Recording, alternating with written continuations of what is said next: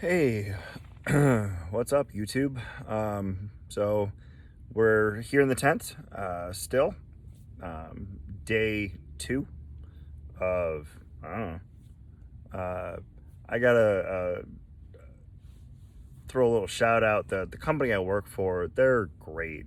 Um, they know my situation, and because they know my situation, where it's just me and a family member, and that family member is high risk. Um, They are actually going to put me up in a hotel for a few days, starting tonight. So, here in about an hour, I will actually be breaking down the whole tent, and I will be getting ready to go and quarantine myself in a hotel room, which is going to be great because at least I get a hot shower and a bathroom, which is amazing because, running water and plumbing, because who doesn't like running water and plumbing, right? But they're great. They've gone and they've got me some supplies, and they're gonna get those supplies to the hotel. And it's really wonderful to see what people will do to help out when you need it, and the level of support, pouring in, the questions: do you need anything? Can we bring you anything? Can we bring you food? It's been truly a blessing to see. And that led me to actually think about Psalm 23. And, Psalm 23 is not very long, and I'll do a quick reading of it. The Lord is my shepherd, I shall not want. He makes me lie down in green pastures. He leads me beside the still waters. He restores my soul. He leads me in paths of righteousness for his name's sake. Yea, though I walk through the valley of the shadow of death, I will fear no evil, for you are with me. Your rod and your staff, they comfort me. You prepare a table for me in the presence of my enemies. You anoint my head with oil. My cup runs over. Surely goodness and mercy shall follow me all the days of my life, and I will dwell in the house of the Lord forever. So I was looking through this verse, and one of the things that we often look at is it says, "I shall not want," and I like that there's a little letter here with a footnote that says the word lack, and I think that's actually a more accurate representation of what David is talking about here. He says, "The Lord is my shepherd; I shall not lack," and I think isn't that the truth for all of us? I'm here in a tent, but all things considered, I'm not lacking anything. I have what I need. The Lord has provided. I have blessings that he has given me. And then I think about the next step or the next verses, uh, the green pastures, the still waters, and then further on, the valley. I think in order for us to be able to truly understand what peace is like, we have to go through times of the valley. We have to go through times of struggle. But the other thing is, we have to be intentional with what we do. A lot of people these days, they want just peace. They just want the times of ease. They don't want difficult hardships. But without those hardships, we don't see what we can truly become. Without those hardships, we aren't pushed to rely on God's grace and mercy to move us where we need to be. So it isn't just that He will lead us to those places, but we need to be intentional ourselves. We need to be focused on where we go. Do we allow the Lord to establish our steps? Or do we try to do it our own way? And then when we try to do it our own way, do things fall apart? When things fall apart, do we look to the heavens and shake our fist and why did you do this to me?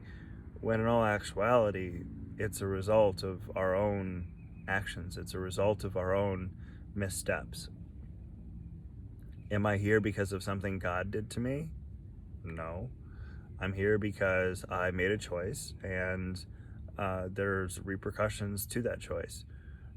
Would I wish this upon anybody? No. But at the same time, is there something, excuse me, is there something that I'm to learn from this? Yeah, I'm sure there is. I'm sure that there is a reason for it. I'm sure that there is a purpose for it. No matter what we do, we need to understand that we can find comfort even in the worst places. We can find comfort in peace. We can find comfort in joy. We can find comfort in the darkness. And we are never truly alone in that darkness if we trust in God.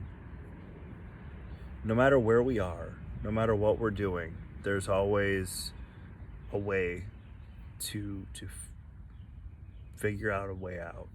God doesn't ever allow us to go into a bad situation without giving us a way out. It's important for us to be able to follow or to be led by God to get out of those situations. So no matter where you are today, whether you're on the hilltop, the valley, the meadow with the calm, peaceful breeze, or if you're in the middle of the ice storm, or wherever you find yourself, know that God is with you. You are loved. You are provided for. And when you have God, when you trust in God, when you submit yourself to God, you will never lack what you need. Now, there's a difference between what you need and want, but you'll never lack what you need. Your needs will always be provided for. And He hears the prayers of your heart. He hears the things that you want to have. And if He feels that you can handle it, He may give those things to you. You know, this isn't a prosperity gospel of name it and claim it. No, it doesn't work like that. If you can't handle a little thing, I saw a thing on social media not that long ago talking about those little grocery carts at the store. If you can't even put those back in a respectful place and you just leave them out wherever, if you can't even handle such a small task as that, God's watching that too. Are you moving that back to where they've asked you to put it back? Simple things. God looks and sees if we can handle the small stuff before He gives us the big stuff. You want to know why you haven't won the lottery? 1, it's gambling. 2, the lottery often brings more problems than it's worth. But 3, how are you managing with the little bit of money that you have? Are you managing that well, or are you just not? So when you handle things well, no matter where you're led, God will give you what you need, what's provided for you to be able to make it through. And then if He feels that you should be able to have and can manage bigger things, He'll give you the bigger things. It's like the parable of the talents. I recommend you go read that parable, and I think that really plays into where we are today. A lot of us are looking at things like we want something bigger, we want a newer car, we want a bigger house, we want this, we want that, we want the new flashy shiny thing. Can we handle it? What are we doing with the money that we have?